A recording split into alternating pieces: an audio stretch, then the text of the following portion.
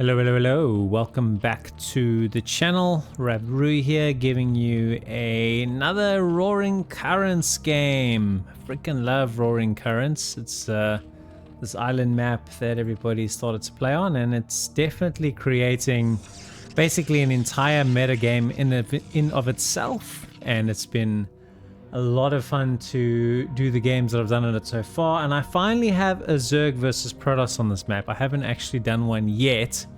So we have Larva spawning here in the top right, and I have been doing quite a few Larva games lately. I've got another one coming up pretty soon as well against Flash, but we will keep trying to spread it out. It's just I couldn't resist doing a Larva game on Roaring Currents, and his opponent is a Protoss player.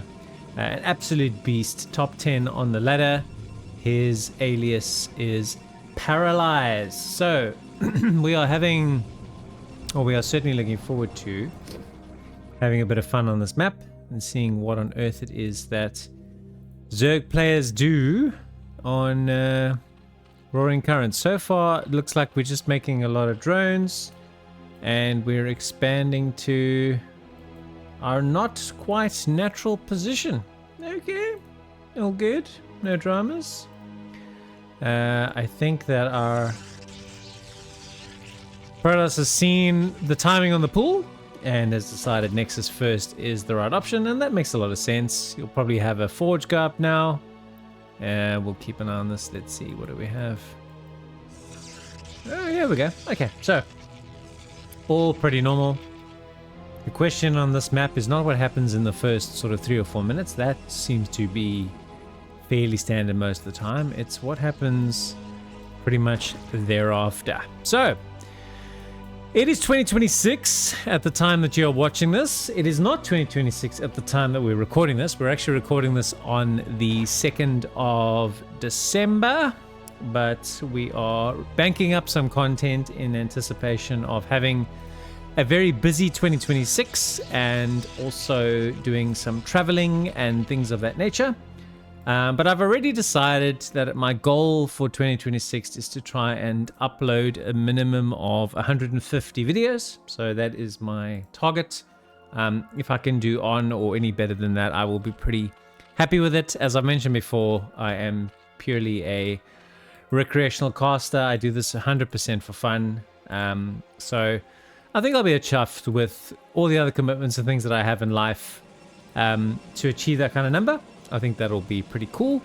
I would ask you, if you're somebody who watches regularly, or even if you're just tuning in for the first time, who it is that you would like me to feature in those 150 casts by simply telling me who your favorite player is. And based on the sort of frequency with which I get certain players, should I say, I will prioritize searching for their games when looking for replays to cast. So I will be doing this exact request pretty much for the next, I don't know, 30 or so games. So if you do watch my games quite often and you see me asking this over and over again, well, keep voting over and over again, because then you'll most certainly be seeing your favorite players.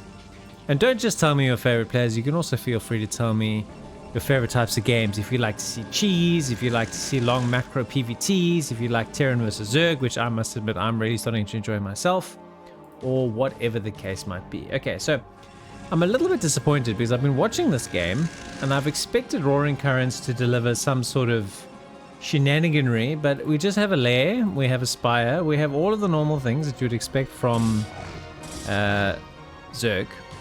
We have a little bit of zealot harassment here in the natural of, well, it was the first expansion, but it's technically not the natural base. He's getting a lot of hits on drones here. Does get one. And he's chasing this one, which is pretty low, but doesn't get two. But it's been pretty normal. Corsair should be en route pretty soon. If not already. Corsair is on the way. I don't see any blue of another Corsair, so it either got whopped. No, it's not. The timing on that Corsair is definitely Corsair number 1. So if you run a very crisp build, your first Corsair should pop at 5 minutes and 30 seconds, and that's what's going to happen here. So we're just making hatcheries And we're going to make Mutus. And it's going to be Air Zerg versus Air Toss for the time being. There is the arriving Corsair. Hello, how are ya? That's the end of our Overlord. A couple more Zealots out on the map to be doing some harassing. I think the Zealot is going to potentially run back to the safety of the cannon and just wall up. Robotics facility. Okay. So this could be for Reaver. I did cast a game quite recently, not on this map, but it was a showcase of how to use Reavers in PVZ, and it was really an awesome game. If I had to go on a limb though here, I would say that that isn't the reason for this. I think that the Robo is for shuttle purposes, so we can start to do drops. It's very common in this map to get the drops ship or the shuttle or whatever it is out as soon as possible, so that these island bases and sneaky expansions can be taken.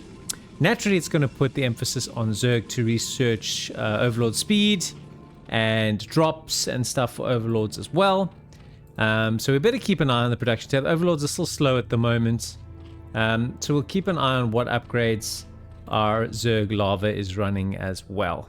Okay, so a little more Zealot pressure coming out. Corsairs would have scouted now. A Hydra Den is en route. And you can still kill Protoss the old-fashioned way. Just march across with a whole heap of Hydras and off you go. But has chosen not to do that, and it's going to take again a what I would call accessible expansion, so accessible by ground units. Does run in here, probably just to get the scout off. Does see the Robo, and it is for a Reaver. Okay, well that's exciting. And then we also have dropped a probe in here to take an expansion. So a bit of both worlds. Reavers are going to be really helpful in protecting those expansions. And some Hydras now are getting into the game. I don't know how much longer I want to keep the panel up for before we start moving into the juicier of juicy fights. Spore, which is very Larva. He's a big fan of static defense. He's probably the only pro that uses as much static defense as he does. And to great effect. He does it really well. So a couple extra cannons coming in. Reaver's going to help defend against these Hydras as well. So it does pull back. Does have his squadron of 8 Corsairs running around the map, so a bit of Corsair Reaver could be a possibility. Larva rightfully expanding behind this as well, so it does look like we're building up into a bit of a macro game. 10 Corsairs. Wow, this is a serious commitment to Corsairs. Spores though, double spore. Yeah, this is like I said. Larva is not afraid to do a little bit of static defense if he needs to. We're going to get rid of the panel so we have as much visibility as we need. Got this beautiful stack. Look how he stacks his Corsairs. This is very cool from Paralyze. That Overlord survived, no worries. Okay.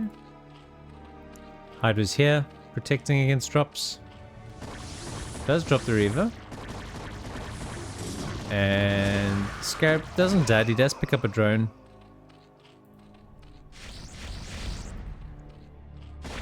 Does get that Overlord.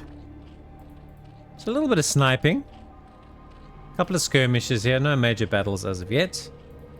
Third base for the Protoss is established and is saturating it, getting it going.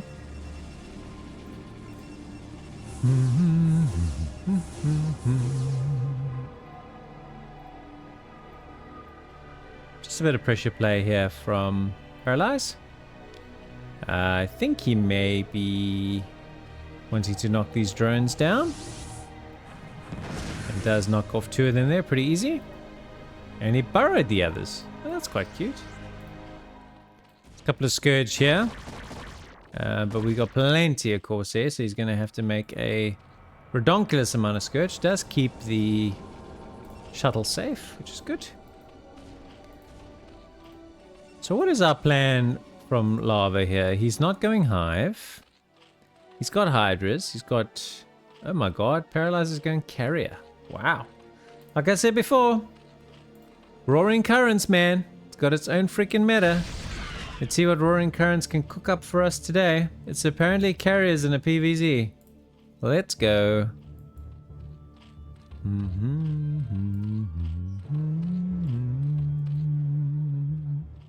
Bum, bum.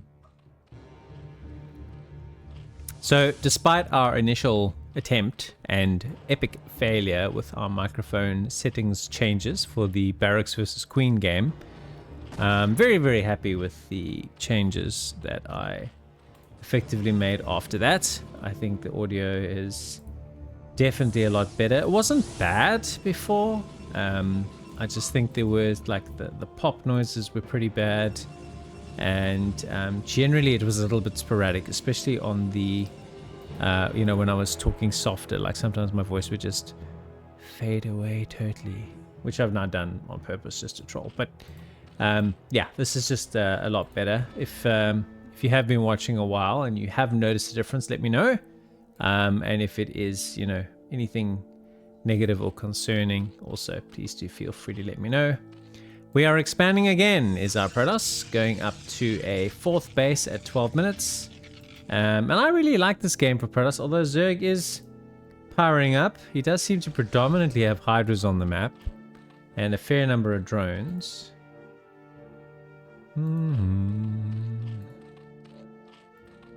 What are we making here? Another Spire. Wow, okay. Why do you need another Spire? Presumably you're going to go Greater Spire. But do you need a hive for that, Mr. Larva? Let's have a lurker in play here. Does not have an observer with him, so he's basically doing the old splash damage trick. I think this could be a drop as well.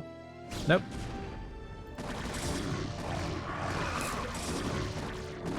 So Hydras are going to have to protect this position, and my eyes are going to have to be very, very, very sharp. Oh dear, he's ensnared the Corsairs and committed a whole shit ton of Scourge and killed pretty much all the Corsairs. That probe has been taken care of. He's got nothing but cannons here. Cannons and a Reaver protecting here.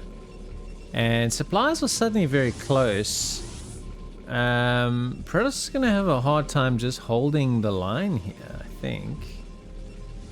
Not got a whole bunch of units. There's a lot of Hydras here. And your conventional mechanisms to protect you are not carriers, obviously. It's Storm. It's Storm. I mean, the splash does come in the form of Reavers. So, yeah, let's see how our engagements go. So the Dropper Lords are coming in, as you would expect here on Roaring Currents. And, of course, here arrive the Interceptors. Hi. I make carriers. You like some carriers?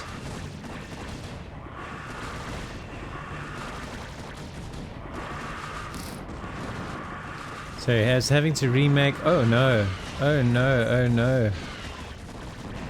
Oh, the hit points on this carrier. 3. That is so unlucky. If the Hydras target this carrier down, he's burrowed them. Okay, well that is an option. Reinforcements coming here. More Scourge against these carriers. Oh, does target that one down. Does pick up another one. And another one. And another one.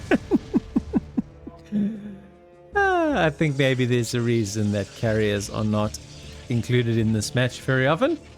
And we just about saw it there. That was a really, very nice Scourge play. Of course, Larva's got absolutely no gas because he's been spending a fortune of it on Scourge. But got some pretty good returns, I reckon. So Mutas are coming in here. I don't know how his Reavers are going to help him, except perhaps against the Hydras. Does still have another 4 or 5 carriers to go. And 125 plays 126. The Scourge are going to have to come in. This time the Corsairs are kind of buffering and tanking for the carriers a bit. So Paralyze will fend this off and does hold on to this base barely. Let's see if we're accumulating any more Scourge here. We've got some Queens, we've got some Scourge. So perhaps an Ensnare again is the way to go. Here does come another wave of red. So just flies straight into the carriers, targeted them down, I think that was a little bit poor from Paralyze. I mean, a Scourge with +1 can one-shot... Corsairs with +1 can one-shot Scourge pretty quick. And they were just allowed to bypass and knock down 2 of the carriers. So, not ideal from our Protoss there, if we are being a little bit critical. Okay, so we are still just pumping carriers. That seems to be the solution to today's game from a Protoss point of view. Another expansion here from Larva. This one is up and running. It's a couple of idle drones. Obviously, his APM is quite taxed. You can tell both players playing at well over 300. They are quick and very, very skillful. We have some overlords on the move here, so potentially another drop. We will see. He may just be deciding to press the main here.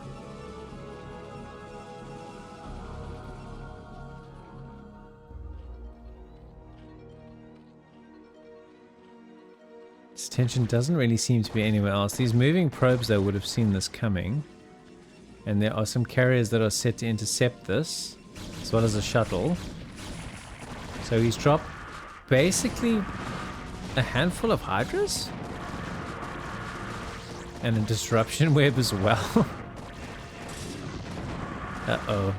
I think that our Hydra clan will be tidied up here pretty quickly. There doesn't seem to be on the minimap any other fights or action to be spotted.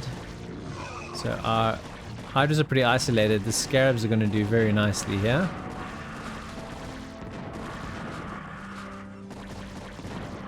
And it does tidy that up with Reavers pretty nicely. So, what is the plan? The big wind-up defilers have hit the field, so Hive Tech is well and truly on the way. We have a Spire and a Greater Spire running double upgrades. Is it Devourers? Is it Guardians? Is it some combination of the two? Does our Zerg have the gas to sustain this, is the other question. I must say, if you can get a Roaring Currents game that is, you know, 15, 16, 20 minutes plus on the ladder, featuring good players, it seems well worth it. It really does seem well worth it. It's so conducive to some interesting creativity. Look at the number of Hydras that just flowed through the Nidus here. Holy crap.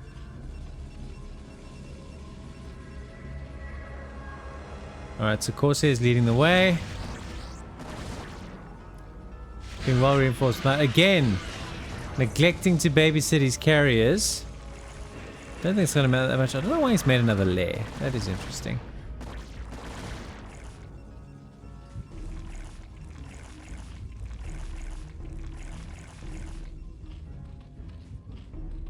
So just moving between these 2 points quite nicely.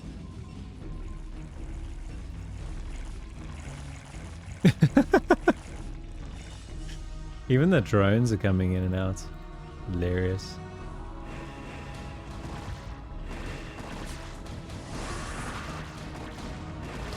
Alrighty, this is the one. He's got the Reavers, he's got the Corsairs, he's got the Carriers. You'd think he's having a crack here with the critical mass. Does lose that Defiler pretty fast. Does plague a couple of Reavers, but this is the massive engagement here. Disruption web, plague. I mean, you Reavers going down. You just don't see these kinds of engagements very often. But he has gotten precious little penetration, and now the Devourers hit the field. Hi. Devourers versus Corsairs versus Carriers versus Shuttles. Shuttle got knocked down there as well. And Protoss taps out. You'd say that it's abrupt, but when the Devourers are out, Larva has got so many bases. Just have a look at the minimap, right? When he GG's here, Larva has got top left, top right, here. There is no base that Protoss is in a position to take with these carriers, especially with the Devourers entering the field, especially with the Niduses reinforcing, moving between. Larva's map control here is just insurmountable. So the good players are very capable, especially if they're practicing on the ladder, of just practicing a little bit of summary judgment, going, yep, I'm not going to break it here. Let's go next. And that's exactly what Paralyze did. But that was a lot of fun. Again, as I say, Roaring Currents always lends itself to some good times. If you watched to the end, thank you so much for sticking with me. More Larva games coming up soon. More really fun games coming up soon on the channel. In fact, a Larva versus Flash game should be on the way very soon if it isn't already up. So until next time, you take it easy.